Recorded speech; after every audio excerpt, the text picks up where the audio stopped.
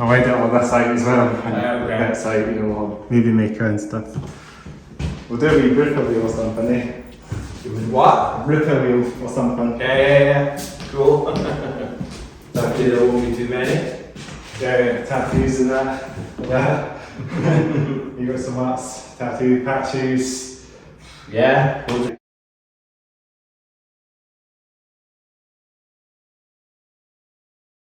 Welcome to the Hats Off Head Down podcast. Episode number 12. Is it 12? Okay, nice. Yeah, I believe it's 12. Welcome back to another episode.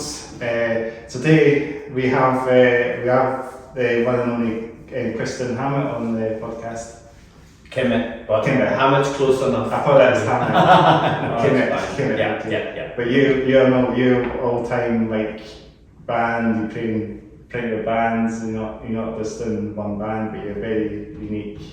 I have 4 bands I play in. Yeah, it's Warrior Soul, Love Hate, Stevie R. Pearson, the Hooligans, and the Reinforcements. Yeah, that's that way. That's bro. Keeps me busy, let's put it that way. Yeah, that's the whole point, eh? Yeah, absolutely. So, it's good to have you on the podcast anyway. How you keep it anyway? I'm good, man. Thank you for having me on it. Absolutely. Yeah, I'm keeping busy. Yeah. Actually, just before I came here today, I was doing some bass demos for the Reinforcements. Well, yeah, so we called them. Yeah, we went in, myself and Richie, and I couldn't make rehearsal yesterday, and they were working on one of the new songs we've got, and they recorded it, so I went in and just overdubbed my bass on it. So it was it's cool, it's sounding pretty sweet, so yeah. Give a wee shout out to him as well, you know, Richie, shout out to him. Alright, Richie. Give shout outs to him. I'm going to follow the podcast, so just give out shout outs to everybody. It's good. Sweet. Good to spread the word out, you know. Absolutely. That's the whole point. Yeah. So how did that go? Was that pretty good then? Yeah, it was great. It was I think I recorded it in 2 takes, maybe 3 takes. Because I already kind of knew what I was gonna play anyway, so it was just, okay, so that's great. Sit and do it and record it. I maybe made a mistake, so I'd go back and do it again. Do it again. Yeah. That's the thing with technology these days. The old days with the tapes and that, you can only do it one tape, and you have to record it again. I think that's. Well, that's it. I mean, these days you can cheat. You can drop your bit in. Delete just your fluff and then add your bit in. So. Exactly. That's the whole point of bands recording albums these days. Now they can delete shit bits and then put some. Exactly. As long as if it's perfect as well, you can just overdub it. Yeah. That's exactly probably what you mean. Absolutely. So where did he record then? I actually just went he's setting up his own studio in one of the back rooms at the Banshee Labyrinth. Is that a recording studio? Yeah, well he's building it up, so it's starting to take shape. It's looking pretty cool, sounding pretty cool. So it's a new addition then, pretty much. Then. Absolutely, yeah, and it gives him a space to work with other artists as well. That's bro. Yeah, it's good to see that something's like it's actually virtually next door to Barrowman's and Banshee, so it's actually handy to have something on their doorstep pretty much. Yeah, so totally. It's something like Banana Row is actually not far. Enough. That's decent enough as well. Down Leith. Down, yeah, pretty much. Elmslow. Yeah. And but when we rehearse, normally we use a place called Tone Garden, which is up at Summer Hall. Oh yeah. So it's cool as well. Is that the big tub of rock next to Summer Hall? Yeah, basically they've up there they've got their axe throwing, and they've got the pub. I can't remember what it's called, and there's a whole bunch of stuff there. Oh right. Apparently, that was where they worked on Dolly the sheep. If you ever heard of Dolly the sheep. Yes. Yeah. The actual cartoon. They actually recorded his music on up there. Maybe I don't know, but there was actually there was a real sheep that they cloned or something. Oh, I'm thinking of Shaun the Sheep. Shaun the Sheep. That's not my bad. I was actually thinking that they recorded. I know what Shaun the Sheep is too. Yeah. Totally. That's what I was actually getting mixed up. But yeah, Dolly seat, yeah, of course. Yeah. If you go to the National News Museum of Scotland, for example, the actual thing is reserved there. Oh, really? Is it? Okay. Yeah, I think it must be still there. It's not been in there for years, so I can't say. But if you're in the Museum of Scotland in the Chamber Street, for example, there's the big exhibition centre bit on the ground floor and the older bit of the museum. Okay. Normally, I think it's still there because they have the big rocket and they have the big, they have all that stuff. You know, they have so much happening there. The science bit. I think it's called the science bit. Okay. So you got Formula 1 car and you got all that. You can the simulator. You drive. Okay. That's amazing. Sweet. It's always been like that. It's just Yeah. so amazing how you can get that. Yeah, I've not been to the museum for a while. I think I was last year with my brother and his wife and kids a couple of years ago. Well, you see it sometimes and you've seen it, you know, it's not anything different, you know, when you go to places that you've seen already, that's the point, but I can see it does quite a lot of tourists in that probably. Loads of people visit and it's all been renovated as well. They did that a couple of years now, but they had to shut it for like good how long? What must be like 10 years, 5 to 10 years or something. They had to shut the thing because they were renovating the older bit because it was all, I don't even know what was happening, but the old bit was like the floor was all. I think I can remember the old bit had that crystal bit somewhere, which maybe you could remember when I was a lad. You know, it's changed a lot now. Yeah. And but I won't give you any spoilers on what to do if there's any newbies that have not seen the museum. Then I'll say the spoiler of anything. I'll post showing the owl sheeps there. So that's the thing. So there's the problem with that now in the science centre, but other than that, so there's lots of things to do now. Yeah, no, absolutely. Edinburgh's got a lot to do. So Yeah, exactly. Yeah. So as I say, we just go to follow the podcast, and we can always just chat whatever we want. Anything I say, so we can always say anything. I said in the last podcast we had the band Scramble on. Two-piece instrumental bands. They're from Edinburgh as well, of course. So we were chatting about the farmhouse a little bit because we record this in our community centre. And we were chatting about this the last time, so we're doing it pretty much, every episode we record it, it's obviously just a blank wall you're seeing, but this is our community centre called Bridgend Farmhouse, so give a shout to them, they deserve a shout out, because I'm one of the volunteers here as well, not just doing the podcast, but I do things here as well, like bike shop and woodwork and behind. I used to work on I used to do a bit of wine pointing on the Buffy, which is amazing. Right. I did loads of things, Okay, cool. Community, And then the guy we met as you were coming in, he works in the kitchens and stuff. Yes, he's quite new. He's been there for a few months, I think. Okay. Yeah. Simon. That's his name. Okay. And also there's the allotments behind as well, which is the other bit, allotment gardens, and there's the part of the farmhouse as well, so it's really cool. Yeah, well, it's kind of like its own little village. Yeah, you said that, didn't you? Yeah. It is, it's pretty cool. It's a good little setup. Exactly, it's brilliant. It's good to have something that's able to just drop in and people can know about it, it's really unique, Yeah, no, totally. Yeah. So I see your Kuro t-shirt. Yes. You enjoyed the gig the other. Yes, we did.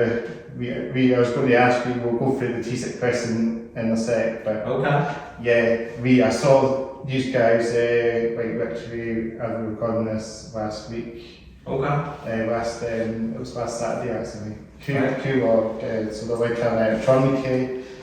If you see the shirt a bit better, this shirt is actually pretty dope actually. Very like a comic thing or something. Comic sort shit. So it's like the members, I think they're like a 3-piece, but this is an older shirt, so this might be the older guitar. That's Gabriel. Shout out to him. He's Gabe's, So Yeah, they were playing at Banshees, weren't they? Mm-hmm. I saw them. Yeah. Brilliant band. And they got a drummer in the band now, can't we? Right. Yeah. So an actual drummer. They didn't have a drummer previously, didn't they? Yeah. So they were just playing with a bass player, a guitarist, and a singer. Mm-hmm. I guess they don't have a bass player. I mean, set there now at the moment I have a bass player, they have a singer, and he's actually playing guitar now as well. Mm-hmm. Yeah. A couple of songs, and the drummer, who's the drummer in the band now. Mm-hmm. And it's funny enough, they were really cool. They were very tight, the bands. Yeah, they were great. They don't look like they would play electronic stuff, but Yeah. like the bass player looks like he's from a rock band. Yeah, JB. GB's, Yeah. is it GB Storm his name's called? That's the one, yeah. Yeah, because I've seen his name somewhere. Yeah. He's got his own bass actually, his bass has got green sounds, Yeah, I noticed that. Yeah. which is pretty unique, yeah. A friend of mine actually called Chip on his bass.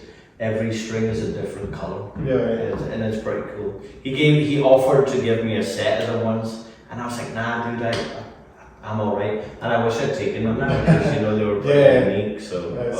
Because guitars would have something they make, like different colours, red, blue, green, as GB plays, Yeah, absolutely. So it's quite unique to have have your sort of own signature guitar. He has some really cool. I think he must have had a signature guitar. I was actually looking at the headstock, and it's a signature guitar. Is he? Right. Okay. GB's face. Right. Okay. I didn't know that. I didn't pay that much No. attention. Maybe it isn't, but I think I'm not sure it was that model guitar he was playing, it was that model bass it was, but it was very cool anyway. That's the main thing. It's a big one anyway. But what band were Q, if I can pronounce the name properly, is it Kuro, yeah. Yeah, I have pronunciation problems if you're wondering. So just to let you know, some things. That's the way it goes. I mean, I think you're pronouncing it wrong. That's the way it goes. That's the way it goes. Sometimes, I mean, he'd be the best person to pronounce it for you. Yeah, or just the M's in the band. We'll give a shout to Kuro if they're listening. Absolutely. They're a big shout to come on as well. Yeah. They're from Glasgow as well. They're from Glasgow. Yeah. They're a bit far out the way, but they would definitely be shout. Well, the next time they're through, hit them up. Hit them up, yeah, it's the one. Yeah. And that gig as a whole, there was other bands playing as well. There was Catalysis, of course. They're class, of course. Yeah. They put on a great show. Like they won Metal to Masses last year, I think. Did Edinburgh got to do Bloodstock? They did last year, and they won another award as well. I think I said it in another podcast. It must have been my friend Daniel. We talked about that as well. I think. They won a Scots Metal Award or something. Yeah, I saw that as well. So they're a good band, doing good things. Exactly, they're really picking up now. They're picking up the pace.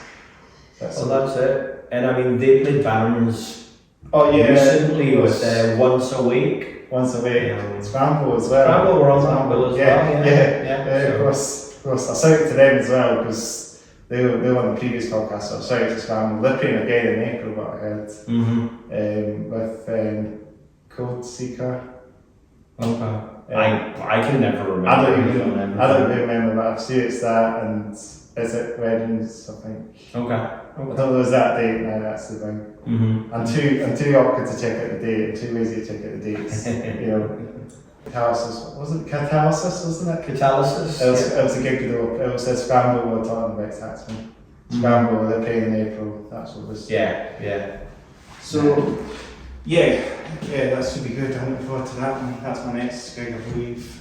Okay. And that's the way, in fact, another gig actually. Have you heard this band called Battle of Flies, I think they're called? Battalion of Flies? Battalion of Flies, yeah. They've played Barons a few times. Yes, I've seen them. I've seen their name pop up recently. I've not seen them before, but Yeah, they're a good band.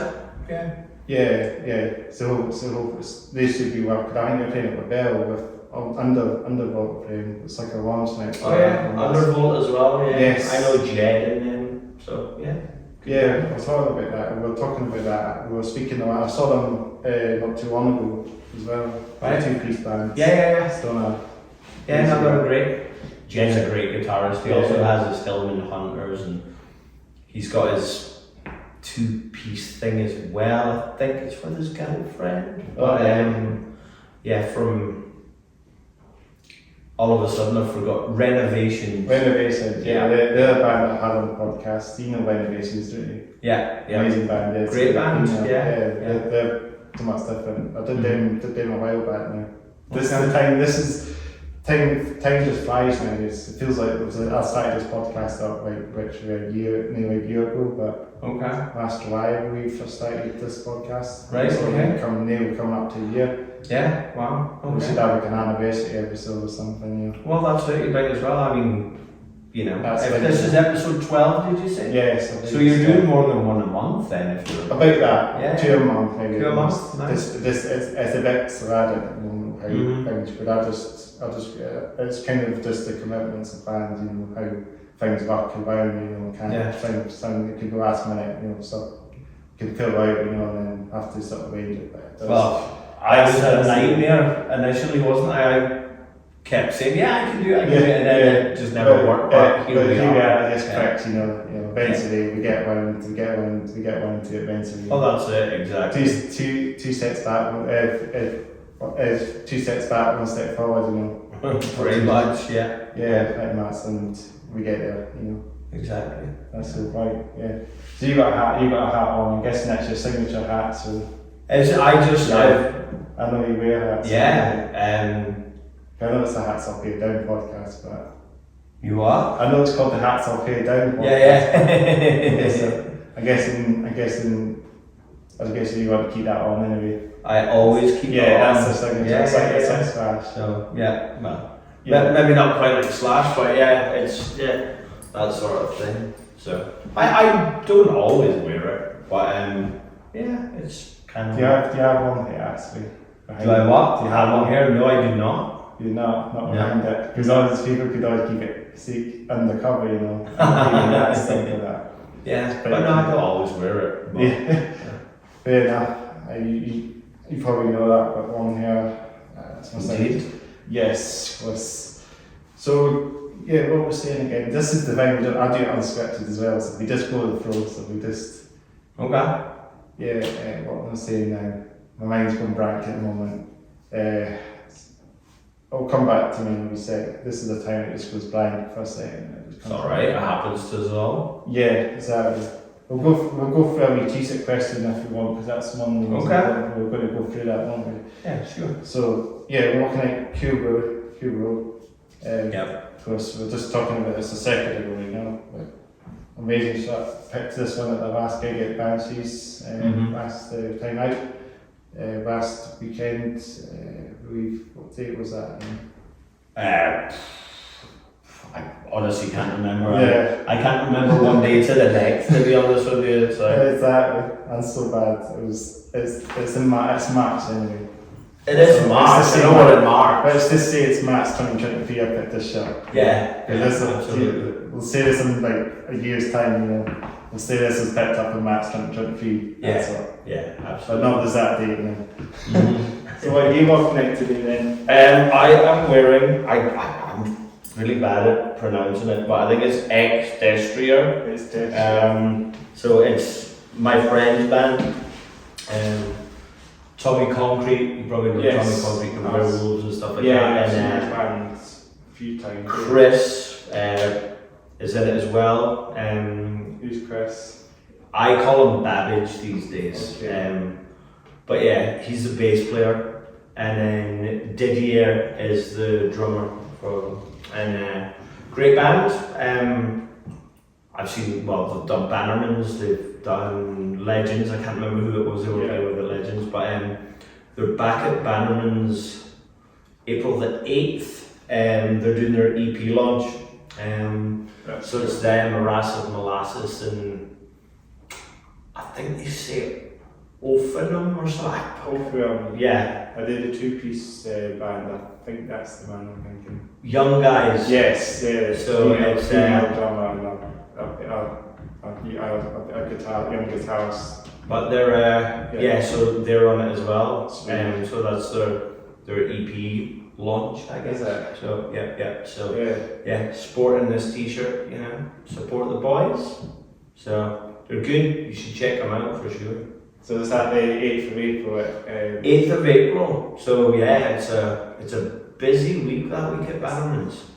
I've got a guy that used to be in Neighbours playing, and then I'm playing with one of my bands. Is that Neighbours, the TV series? Yeah. Really? And a guy that played Carl Kennedy. You know, like the Dr. Carl Kennedy. I don't know what his name was, but you probably know one. Well, he was the Doctor, and so he's playing. I think that's like the 5th of April, 6th of April is Vigil of War, Zach Kibbe and my band, The Reinforcements. And they playing as well? They play. No, these are different dates. So you've got your guy from Neighbours on the Wednesday, we play the Thursday. Friday is Tyler's Dogs Moor doing their 40th anniversary show. And then the day after is these guys. That's cool. A lot of gigs happening in that week. Yeah. So So there's probably something the day after as well, but I just can't remember. has gigs like almost every day, doesn't it? Pretty much, It's yeah. actually probably literally sort of the epicenter of music. Yeah, we try and keep it as full of calendar as we possibly can. That's the whole point. That's the whole point. And is to get as much band as we can, and it's good for Exactly. for live music to be in the forefront. Yeah, totally. And I mean the thing is as well, like we support local bands. We have like touring acts coming through and stuff as well. So it's it's a lot of fun. We've had some bigger names that played in bands, haven't they? Oh yeah. I think I heard about the Darkness playing there. Was that true? The Darkness, are they playing? I don't know if the Darkness ever did. I heard someone say that to me. I know Towers of London, who I think came out about the same time. Maybe I could be talking nonsense, but I know they definitely played. And I mean, like last night we had Cherie Curry from the Runaways playing, which was cool because the guitar player that I play with in Warrior Soul, he was playing guitar for her last night, so it was cool to catch up with him as well. It's actually good that bands go their own ways, it's a small world, at the end of the day. You see bands play with other members, Well, that's it. I mean, as you said before, I play in 4 bands, so it's like... We're going to go for one conversation with that in a day, so... Did we mention all the band? Yeah, we said the band's names at the beginning. So and so bad I keep forgetting that we said this and that. Yeah, that's fine. So I saw one of your bands. I think it was the Hooligans. The Hooligans, back in November 2022 with Hollywood Vault. Yep. Then another band from Edinburgh, a hard rock band. I caught their name. Yep. And then quite a newest hard rock bands. Yeah, absolutely. They've gone through a few lineup changes. They've just got a new singer. Have they? Yeah. So they're gonna. I think they were playing with Dogtide the last time I heard. Right. Okay. So that was a bit. That's a very different bill, like. Well, they'll probably appreciate Dogtide as much as as the hard rock bands, Mm-hmm. The Dogtide obviously, they're pretty heavy for what they do. They're full on groove metal, like Machine Heads. They're kind of like the local Machine Head, Pantera type sound. Yeah, absolutely. Just that sort of groove metal, that sort of early 90s sound going on. Yeah, Dogtide have been around for a while now, like. Exactly. I used to, funny story, I jammed with Luke from Dogtide. Might have said this on a previous episode, but I probably said it actually before. But yeah, it was a couple of years ago. Me and a drummer. This place called the Groove Tunnel at One Head. It's a studio that we jammed in. It's a way better away from the city, obviously, but it's a bit of the sticks, as I say, maybe. But me and then Rook and a drummer I think he's called Thomas. I won't go through the whole thing, but just a couple of jam sessions, and then it just fell apart.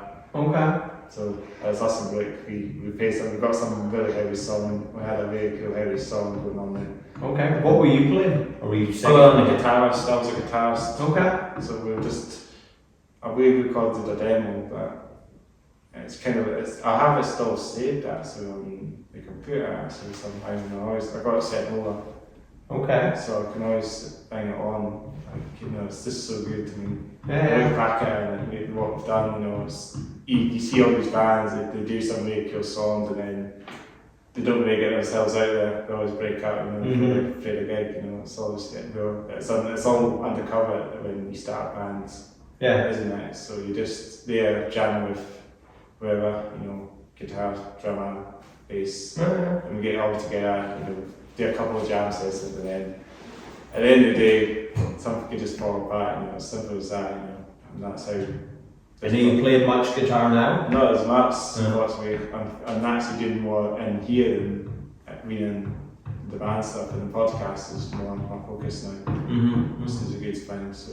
Okay. And I think it's good to keep this momentum going through the future, keep more bands, get more bands, not going like Cruz and yourself, but as people from bands as well, like yourself obviously would be quite good as well, like one-on-ones, Duncan Mike as well, we had him, and quite a while, must have been episode 6 I believe, Duncan Mike for Crust Promotions. Yeah, we did that a while back, so it's always good to just get one-on-one members, and you'd always play in different bands, So no, absolutely. Duncan does a great job with I go to most of these gigs, to be honest. Yeah. I think he should actually he's putting that one on with Scramble and Coast Seeker in April. I can't see him doing it. I know he did the one up through Glasgow and Edinburgh back in Feb. Yeah, and obviously then they had the festival last year as well, which was around about this time of year. Yeah, I think he said this year's having a break off it, wasn't it? Yeah, but he's doing it next year. Bigger and better, stronger, faster, Yeah. Bigger lineup, hopefully. Yeah, well I obviously won't reveal the dates, but I've got dates on the Okay. So no spoilers then. Yeah, no spoilers. That'd be good. Next year should be good anyway. Absolutely. So I think that's good. He's like the epicenter of gigs in Edinburgh as well, Duncan. And he spreads to Glasgow as well. Oh yeah, he does. He's doing Glasgow. I think he's doing some gigs further afield now. Is that I thought it says. I think he does get involved in other ones actually as well. Yeah. So. Actually, last there was a gig the week before last. You put on a couple of hardcore bands. You had Below the Neck and.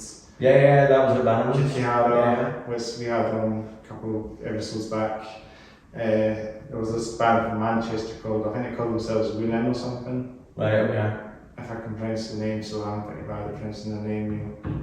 They're sort of hardcore, but really off the floor, sort of hardcore. They go off the floor on stage, it's all the bands normally just stay on stage. They go around the stage and do their own shit, just like guitars and have a bit of a loss around, they were great. And some other YouTube channels as well that do all my footage as well, CM Headbangers, so you take that channel out, see all some of the gig videos on there, you'll catch that band, Runin from Manchester. You should check them out, they're very good. I know a couple of stuff on their channel. Yeah, well, I've seen your channel that you've got, like, it's live footage of bands. It's really good actually. That's the whole point. I'm trying to capture some stuff. I know some other photographers, videographers, as I say, do footage for bands as well. There's that other guy, I can't remember his name again, but he does all these videos as well. You see him at loads of gigs as well. He just films loads of bands. Okay, there's quite a few folks that do that actually. It's a good fun. It's good to get exposure, And then you don't get a few you can't really find this band live. But it's the Hooligans I've got. It was the Hooligans on that I've got on your set. That's right. Yeah, I saw some of that. Yeah. And they're from where are they from? Is that with the Hooligans? Hooligans were all spread out. So I mean, obviously I'm in Edinburgh.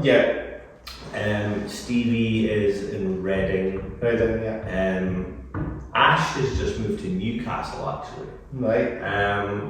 And Charles lives in London.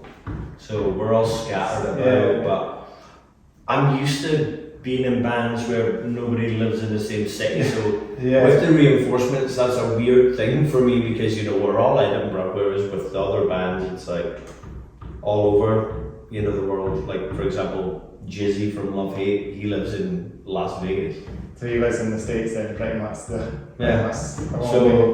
he'll like come over, we'll get rehearsals in just before we go on tour, and then we do the tour. And that's it. So that's quite hectic as well. Yeah, but at the moment he's starting to write songs for a new album, and we'll be the ones playing on it with him. But it'll have to be like a remote thing. But that's the wonders of technology these days, you know. So I can record my parts here, and everybody else can do theirs. Could they actually do a jam session remotely or that? Well, you know, you could set up like a sort of Zoom call and do it that way. Yeah, but it's hard to keep things in sync with that stuff, isn't it? Well, yeah, but so what'll happen is like there'll be basically like a guide track recorded and stuff like that, and then you just take it from there and you put your parts on it, and then somebody somewhere brings it all together, and then you've got your songs.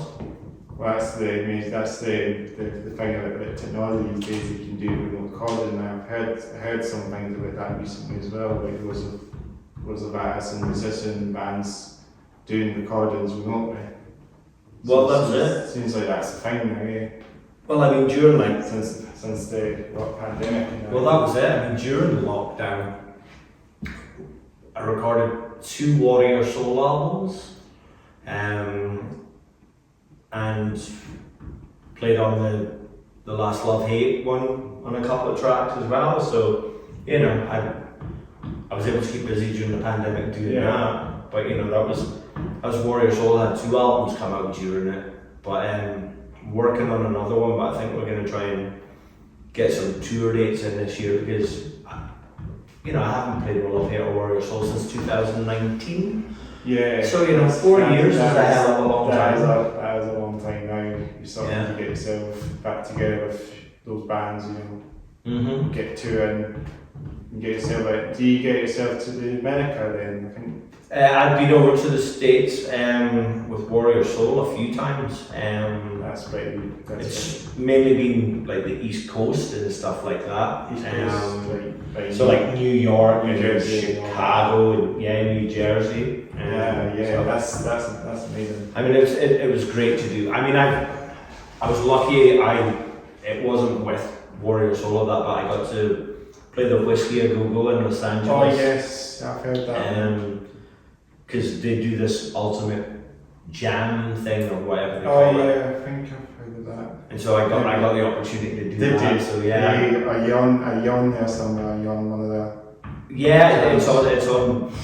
You know, I don't know. It's out there on the internet somewhere, I'm sure. But yeah, I just remember it was strange as well because I ended up, one of my good friends, the drummer from Faster Pussycat, ended up playing the drums, the same song that I was up doing. So cool. So they actually grabbed me with some like bigger bands to play with, you know, play a jam set Yeah. So I mean, it's like. I mean, like I can't remember all who played there that night because it runs from like 7 p.m. till 1 in the morning or whatever. But you know, so over there they probably like to play their gigs a bit later than of course here. Yeah. I mean, you go to a show at like the Whisky a Go-Go and the headline band normally isn't on until about midnight. Yeah. So it's like, but again with that sort of thing, they totally fill the bill with, you know, smaller acts. So it's like a 5-band show. That's cool. Yeah. That's pretty dope actually. Yeah. I know I've seen that feud, I think it's on YouTube, but you know a band called Santa Cruz? Yeah. From Finland. They did a set, but they got themselves back together back in, obviously they were pretty much going over a bit of a few members over the course of that time. You know. So they traded a gig at the Whisky a Go-Go and it was still a pretty They were pretty shit. Were they? They were like a band that was started up again from just new members. I think Ashley was the OG member, pretty much the singer and guitarist. Right, okay. He's the OG, but he's like the founding member, I guess, from the band, so he can still keep the name going, but just got some new members. He lives he must have lived in, because he moved to, I'm pretty sure he lived in America at some point, so he went to start a band in California, so since Santa Cruz is sort of in California, get the name out there to America. Yeah, but absolutely. I feel like the name's a bit, the name's too generic these days now to actually think this band's going to be huge, but like a new revival glam metal band they played this gig in, I think the Whisky Go Crust, and then they were just the drummer wasn't in time.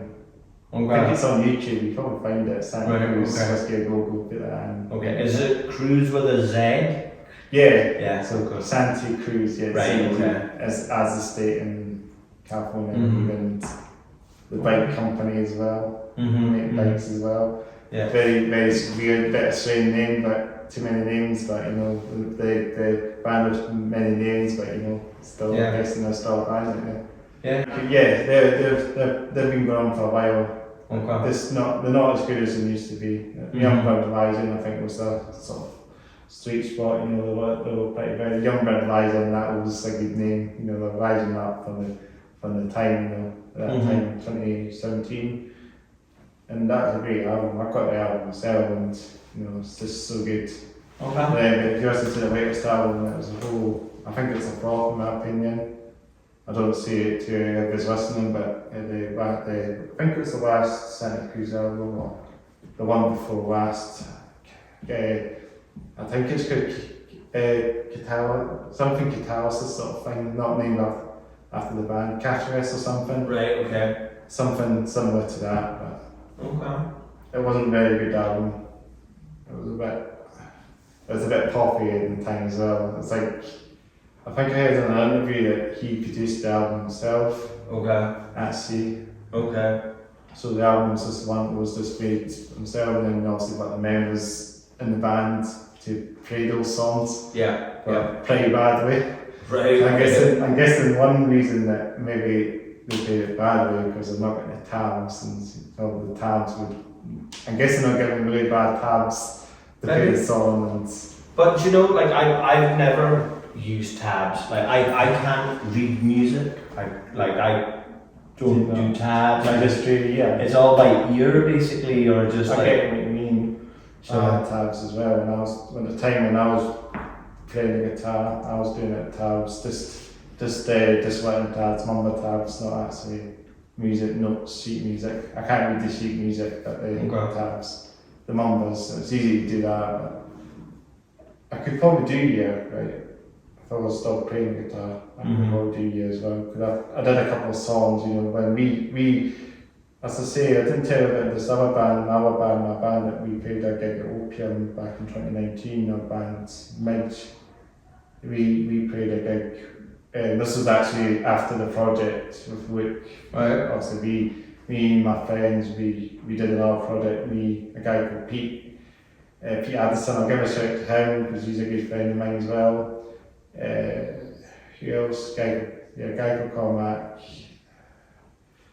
Drummer, Dave Taylor is a drummer, you might know him, he's a bit of a familiar face to the scene. Okay, yeah. He was a drummer, and then I was in Enderstorm, of course, and the bass player, I can't remember his name again, but we did this project back in 2019. It was just a jam covers band. We called Midge as an MIDGE. Yeah, yes. Not for the T, not midget, but Midge. Yeah, yeah. So, we played our first gig, and it got filmed. I had my family along to the gig, my parents along to that gig, so it was a big gig. It was quite a busy night, Yeah. So just to be able to start a project, we just played one gig, but it was a great experience. We only just played that one gig, and then I decided to throw the towel on that. Oh really? Yeah. just wasn't too bothered about it. Okay, fair enough. And So you're not so bothered about playing anymore? No, I just... thought so, not. Okay. That's just my opinion. Mm-hmm. But you never know. Just, this is a good time to interview bands, you know, I really like to get where the bands are. Well, that's it. I mean, there's plenty of people that go and watch gigs and stuff that I do that, play, you know, so... I found the gigs actually, so... Yeah, so... That's a good point actually. No, there are plenty of people that are just fans of music, and that's all it is. Yeah, Yeah. and there's loads of bands that come along and see gigs, like, you know, like any gigs, you know, like, I know most gigs happen in Glasgow, don't they? A lot of them do, yeah. I mean, it depends on what kind of genre, you're looking at, but yeah, I mean, it's...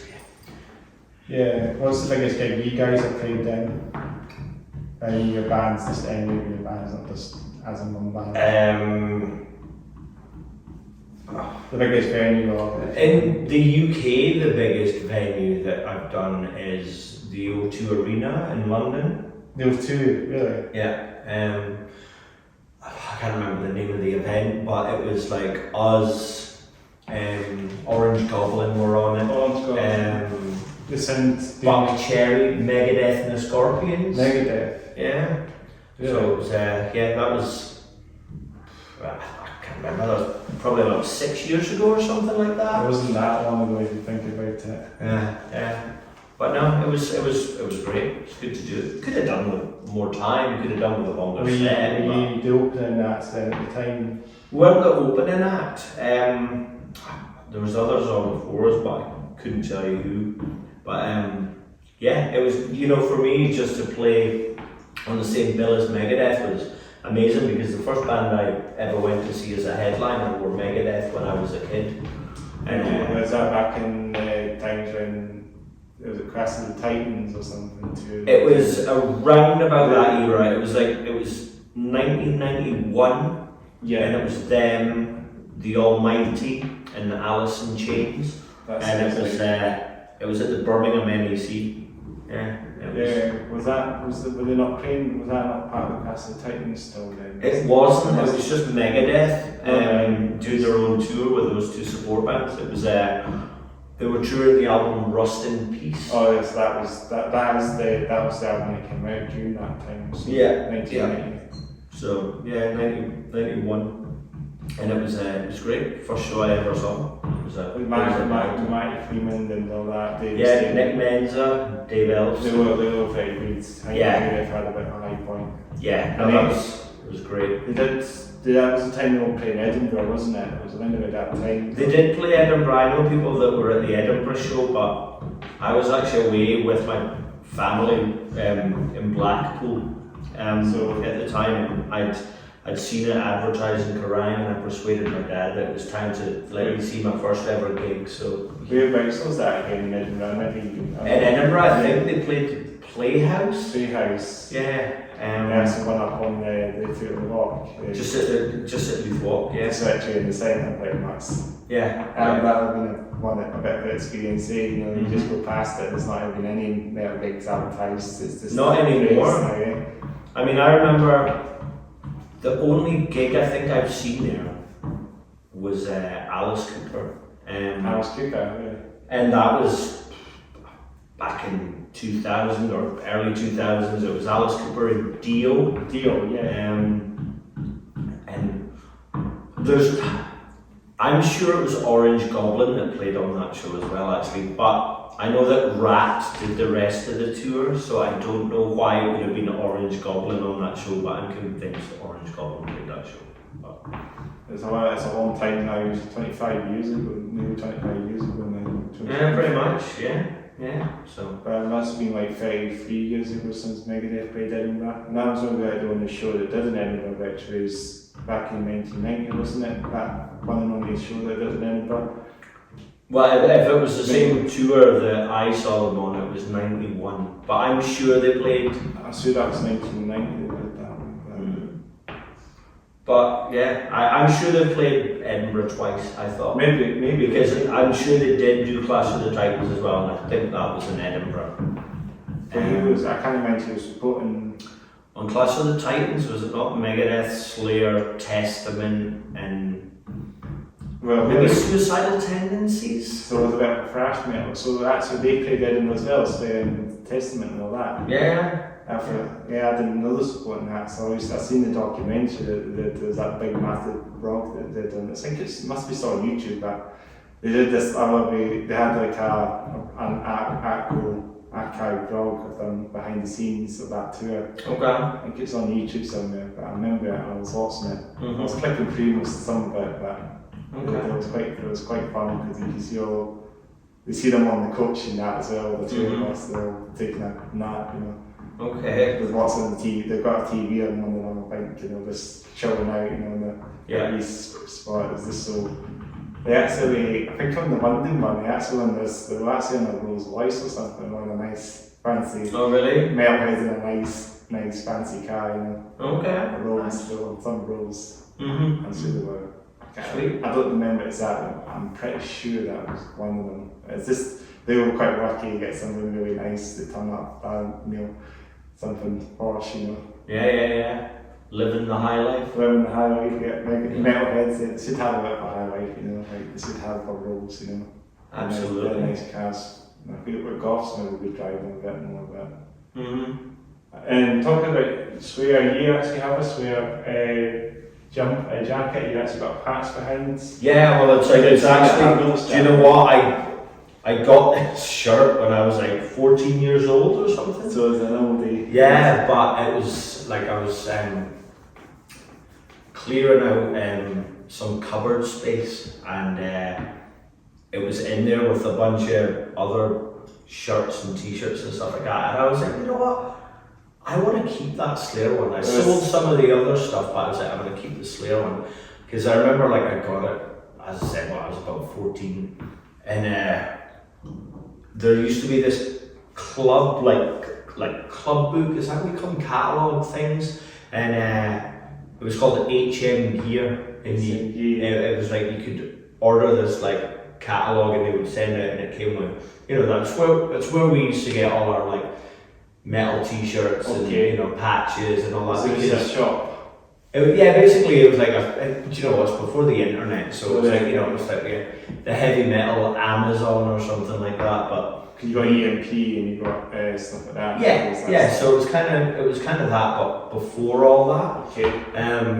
And at the time, because I grew up in Orkney, there was nowhere that you could really get that until they opened up one shop called Cruz. But that was where me and my friends would get all our stuff, you know, if we wanted it. So just all metal exclusive stuff pretty much. Yeah, that was basically never heard about it. HM Gear. There's before HMB, that's what I'm thinking, HM Gear instead of HMB. Right, yeah, but no, HM Gear, so I guess it's heavy metal gear, that's what it is. Heavy metal gear. That's what it is. But yeah. I guess it's non-existent now. Do you know what? It might have gone on to become something else, but that was how I used to. Probably as EMP maybe, but they're based in Upmead, they're German based. Right, okay. HM Gear, I'm sure, was based somewhere in England. Yeah. It was, different days. It was like, as well, we used to do like tape trading and all that sort of stuff. Really? Yeah, so like, it was kind of like having a pen pal. Okay. But like, so I would send somebody in Norway, for example, a list of all the stuff I had, and then they would send it to me, and like their list, and we would go, okay, can you record this for me and record that for me, and then they would send it, and then in return I would send them stuff back. So I used to get all these like, you know, live bootlegs of bands like Deicide and Obituary, and you know, you can get this in stores then, it's just very rare demos that are just one-offs, you know, that you just get them in and you can probably just let them on the computer and then you can put it on, you know, the interweb or something. Yeah, well I mean that's much easier, but you know, again, this was before the internet. This was actually, you would send a cassette through the post to somebody, and there was a lot more fanzines on the go and stuff. And yeah, it seemed, yeah. A friend of mine ran a couple actually in well, my friend just started doing one, just continue what they're doing now. But I was going to say my friend does zines as well. Okay. Is that online or is no, it? with physical copies. Okay. We talked about it. It's my friend Daniel. He does zines, music zines. So Okay. we talked about this on his podcast. But I know what you mean about zines. They must have been a popular thing in the 90s. Yeah, they were, and it was my mate. I think it was when he was doing this one called Pulverizer. He actually That sounds good. he would sell people's demo tapes for them. Yeah. So like he had Cradle of Filth demos. Yeah. So I've got one of the original Cradle of Filth demos that I got via his. That's You know, That's it's probably worth a fortune. I think I paid £2 for it back in the day. Yeah, But I'd never sell it. You know, I've still got it. So you just keep it for your own behalf. So it's just an ornament, you know. Yeah, well, I've actually got this like an old school wooden cassette box thing that you pull out the drawers. So I've got like all these cassettes and that and stuff like that. Yeah. So because I made sure the last time I got a stereo, I made sure that it still had like a cassette player on it because I wanted to listen Well, to that's the the old cassette. school. That's the thing. It's hardly any cassettes now in existence. There's obviously it's a lot of fun now, but you know, Mm-hmm. old school was the better, you know. Yeah, Cassettes. There used to be loads of cassettes in my time at school, you know. Mm-hmm. Obviously, when I was a kid, there was so many people listening to cassettes, but now it's just. In fact, you do get cassettes. You do get some bands selling cassettes at merch tables, so it seems like it's a bit of a Resurgence on it. no doubt, maybe. Yeah. Well, I mean, the thing is, I still buy vinyl. Like, I've got a pretty good vinyl collection now. You got a massive vinyl person. Yeah, it's all, again, though it's all boxed up and alphabetized, it's, yeah. You should have a real music store. You know? Well, I don't want to sell any of it though, that sort of thing, you know, so. No, understandable. Yeah.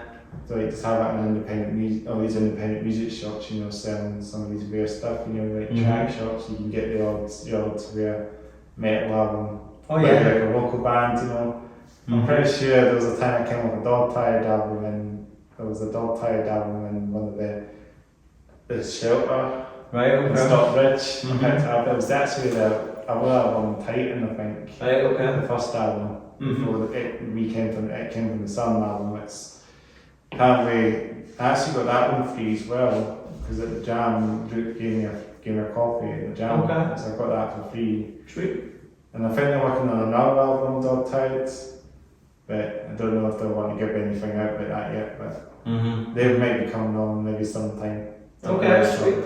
Yeah, we're not really sussed out yet, but we never know. We might get them on maybe during the time when it does come out. You never know. She's a bit one, so I was about to say something. So you got something in the back of that square shirt, haven't you? Yeah, it's the same as what the patch is, so it's flat. Oh yeah, So it's like proper old school. I mean, the shirt is actually like beaten to shit, but I still like it. I'm guessing that's the point. You do get some shirts that just fade out. You know, when you wear them on for like so many years, they do fade and they do crack a little bit, and the actual print cracks when you fire it on, but it creases, doesn't it? And you have to- I mean, considering, as I said, I got this when I was like 14 years old, it's not that bad. That's not bad actually. So, yeah.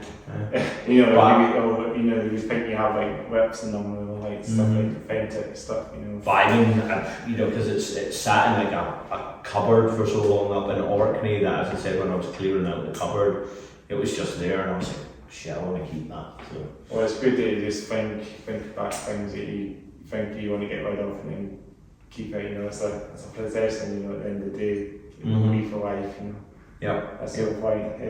Yeah. I like the boots you got on as well. I'm working at Dots as well. Yeah. And you're like a bit of that sort of old school. Yeah, absolutely. I've noticed that as well. I've seen it at gigs, you know, you always sort of wear that sort of bell bottom of a boot cut jeans. Is that true? Yeah. Boot cut. Don't mind me saying. No. Getting through a wee bit. It's a clothing question or something.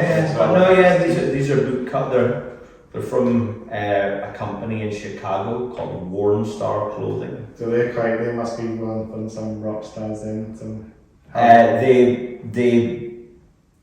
they give a lot of stuff to like rock stars, but that, like I do not include myself in that. By the way, just to clarify. Yeah. But like Jizzy, for example, he wears a lot of Warren Star stuff. Like a lot of his stage gear is Warren Star. That's cool. So, but yeah, I mean, I first discovered them when a friend of mine was over from Chicago, and he actually gave me a T-shirt of the Warren Star brand as a gift. And so I was that's cool. So they're quite authentic stuff then. They're kind of like sort of kind of authentic sort of look in the way. Yeah.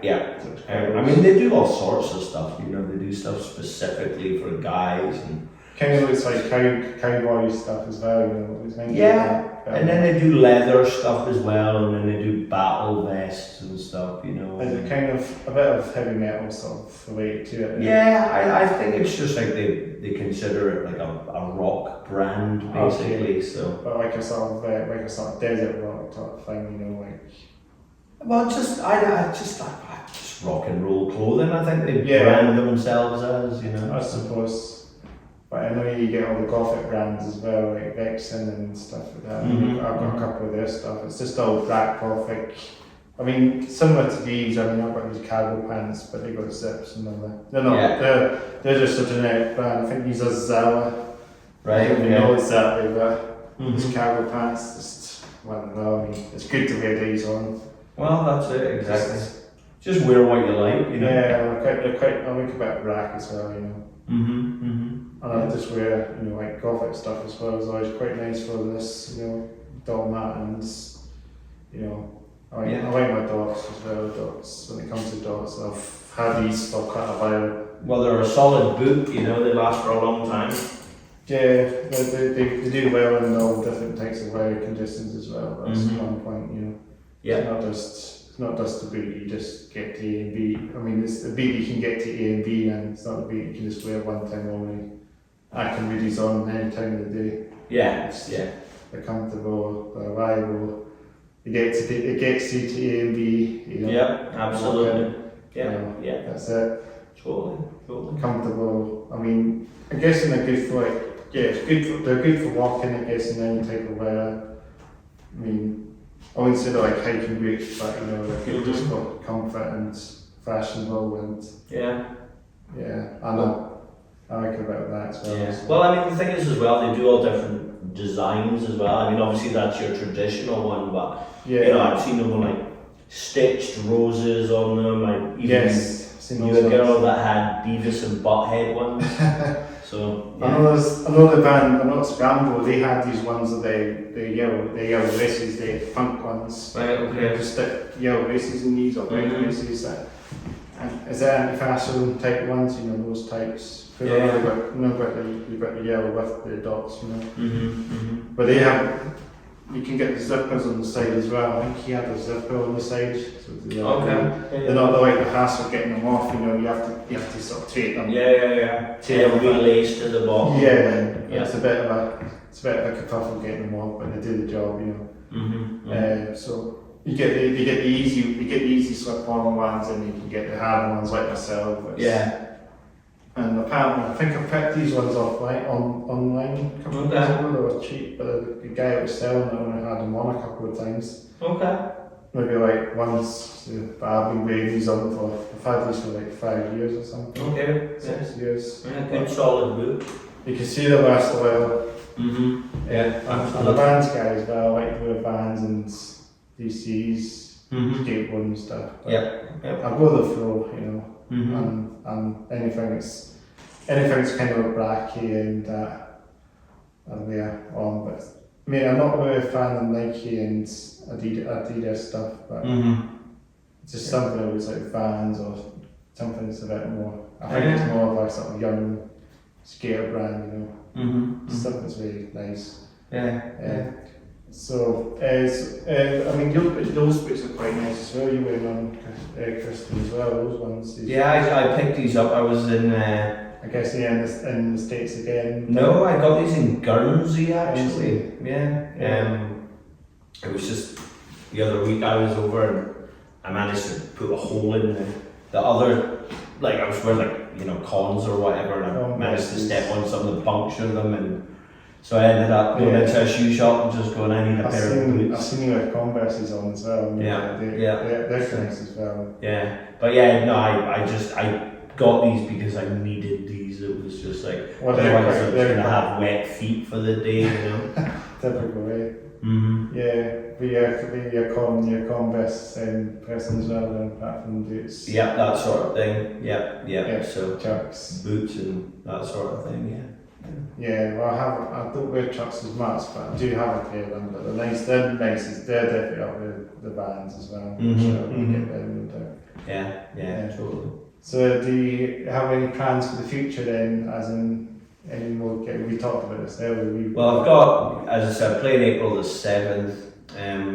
Where Vigil and War is that, and that's with the reinforcements, and then. The Hooligans have got dates in June and July. Warrior Soul are organising US and UK dates as we speak. And then I've got a love-hate tour at the end of the year in November. Well, at least you're keeping yourself busy and getting all your bands all reunited again. Eh? Well, that's it, exactly. It's something to look forward to. I hope so, bro. So, yeah. It should be good. Yeah. And they're playing, and so is who are going to play in Edinburgh in June, July time then? We will be at Bannerman's on the 21st of June. That sounds pretty good then. Yeah, I think it's a Wednesday or Thursday, I can't quite remember. And then Love Hate are doing Bannerman's on the 1st of November. So that's quite a wee bit away. That is a wee bit away, so I can learn the songs again. Yeah. So, yeah. So that'll be another one as well. And also, so do they come to Edinburgh? I would imagine we will. We just need to figure out when we're going to actually do it, because obviously I've got to make sure that we don't have any clashes or anything like that. Yeah. That's the hard thing with so many bands, keeping up. Yeah, I've had to miss out on shows with each band before because I've already agreed to do a run of dates with somebody else, and then they'll go, oh, can you do this? And I'm like, I'm actually booked already, sorry. So. No, that's the way things go. You have to just stick to your guns. Get that one that's already booked or. Well, once it's booked, Yeah. So. I know what you mean. Yeah. So that sounds very good. This is a busy year for you then. It is, yeah. So, yeah, I'm looking forward to what it brings. Yeah, I'll see if I can try and make it to some of these gigs. Yeah, for sure. Just let me know. I can only do what I can do as well. Exactly. So yeah. So you play any video games with that? I'm not really a gamer, to be honest. You know what? When I was a kid, I had like a Sega Mega Drive. Oh yeah, that's popular still. Yeah, and even before that, it was the Commodore 64. But that's right, the old video games at your time, Yeah. They're probably great video consoles at the time, Mm-hmm. But I grew up with PS2, I think. Okay. So that's when I played. Mm-hmm. Obviously, 27 now, but we've got the PS5, this is the current console, it's obviously ahead. I mean, it's an amazing console. I mean, games nowadays are just so much better. Well, I couldn't do this in 20 years. Games will probably kind of shitty now. Probably if you look at a game that's 10 years old now, it looks so much less than it is nowadays. Yeah, absolutely. I mean, it looks like I watch my nephews play. Like they've got a PS5 actually as well. But they've now got the chairs, like gaming chairs, that have like the speakers on the side and all that. That's the point, eh? Yeah. They're comfortable, probably comfortable chairs. But yeah, I watched them play it, and some of it's almost like watching the television. Probably too much immersion, I guess. That's the thing. Gaming is a popular thing. It's a very popular thing. But simulation games is one of my favourite sort of games. Simulation games, like driving games, is one of my sort of games I do on my channel as well. Okay. So on this Game Headbanger channel, as I said earlier, you can also check out some some racing gameplay videos. Okay. It's a bit funny because I just go through that channel, so I put my drink videos up, and then all of a sudden I put this video of me playing a video game or some racing game. So sometimes I get some sliders unsubscribing, and then some others that come along, maybe balancing it out. You know, this is it, balancing two things at once. That's what I'm keeping the channel. So I'm guessing the people that are subscribed are enjoying the content that I do, the content, the gaming and the gig stuff. But then you get some that just subscribe and then think unsubscribe, but I could be wrong. Because YouTube subscribers can be a bit random. They can just subscribe and unsubscribe and then resubscribe, and out of the blue, you know, they'll be watching this video, and this video pops up out of nowhere, you know. They'll be seeing this kind of videos, but you know, that's the way I go that channel anyway. Right, okay. Yeah. Okay. Cool. Yeah. So, anything else you want to say? We've got 3 times bit of time to say other things or that. Not massively, you know, just, you know, I think I've plugged bands, I think I've plugged my bands, and it's been cool just to hang out and have a chat with Chris, you know. This is child as well, you know, this is the whole point of this podcast. It's very out the way a wee bit, it's a bit much quieter in this wee community centre, you know.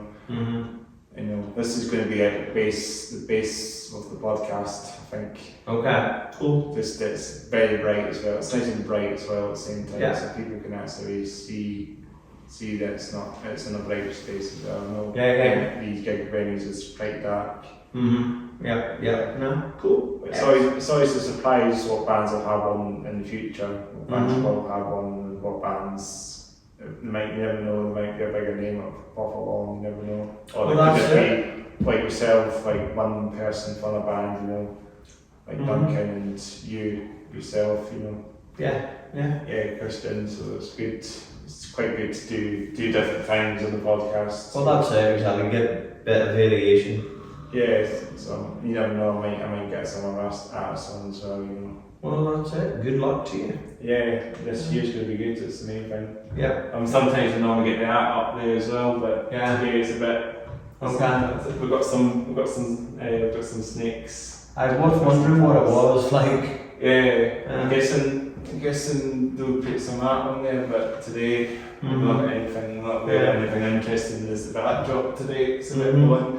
You've probably seen every episode that I've done the podcast. There's always a different bit of art. This is a bit of an art wall as well. There was something really cool. We had an extra guest next to us on the Gaffer Hard podcast. Okay. One of the paintings, so it was quite unique, you know. Cool. Yeah. So. Excellent. Amazing, eh? Yeah. Is there anything else you want to spread out before we? I don't think so. I think we can probably call it a day. Yeah. It's been good fun. Yeah, maybe we could say some things, you know, about the trams that we've been coming along now. The trams are about finished now, aren't they? I believe they have now actually got them running down the walk. So I heard about that. That was also funny. I just out the brewery we talk about trams, you know. Yeah, so I heard about that as well. Yeah. So no long line until the trams actually come along, bring it on, eh? Well, that's it. As soon, like, you know what, as soon as it actually is open further down Leith Walk, that's going to help me when I go to the airport, because at the moment I have to walk up to York Place or whatever and get it there. If it's on Leith Walk, then it's not far. That's a bit of a hassle. Yeah. Is it where you stay then? In that area. You don't mind saying that? No, I don't mind. Yeah, it's in the Leith area. Yeah. So it's the tram will make it a few months better when they get them all running properly, you know. Apparently they're bringing we're trying the trams up when they're to Dalkeith, so in fact in the last podcast we actually did talk about trams. That's Scrambles podcast, so we're just talking about tram, we're back in the tram conversation once again, so yeah, they're taking them up to Dalkeith eventually when they get all the... Oh really? I didn't know they were coming this far. I think so, but okay. That's probably going to be a long time off until that happens, so probably talking about 10 years in the future. Okay. Until we actually get a tram on this neck of the woods, you know, in my neck of the woods, then get a tram into the city centre. That will be a lot easier. Yeah, absolutely it will. Yeah. And I'm a bus guy at the moment. I'm just getting buses into the city. Right, okay. I don't drive also, so it's just the transport. The transport's quite decent in the city anyways. Yeah. The trams will make things a lot easier when they actually get the trams all on and, you know, test them out, you know, get everything on the road, get everything tested, make sure everything's all safe. Drivers trained up for the station, training the drivers up, probably do that, and then eventually they'll probably get it up and running. Probably maybe a wee celebration, but it's first time a tran's been running over in about 50 years or something. So it's the original tram line, you know, they had original, they didn't. And this is a milestone, I guess now. Once again, you know, they're getting themselves back up to New Haven. Yeah. And that will make a big difference, eh? They should actually run the trams all the way to Portobello as well, you know.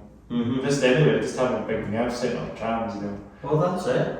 You know, I mean, Glasgow has its underground, so why shouldn't we have an overground service? I do agree on that, eh? This is the point when we're talking about trains now, isn't it? We're talking about trains in every podcast. And there's a train line behind us as well. And there's always the freight trains that go up that line. Right? And it should always be like a metal song, you know, related to trains, you know. I know End of Song is the band that does all that when it comes to trains. Obviously you've got Crazy Train as well. Obviously, that's the one. There's a couple of train songs, I think. Crazy Train's the one that's famous. No doubt, honestly, we'd actually know these trains. You know, he's obviously know. I reckon he knows the HST, the 125, all these all these sort of OG metal bands, or those trains. Judas Priest, Iron Maiden, and all that. They probably know all these train classes just without knowing about it. You don't have to say it; they'll know that train. I reckon. I'm a train enthusiast as well. Probably going to go on a long tangent on trains, no doubt. Like, you know, and I could talk about trains all day, you know, if I had to. But you know, that's off topic, isn't it? In the trains, I don't know if you'd want to talk about trains, would you? I don't really know that much about trains, to be honest, but I know my trains anyway.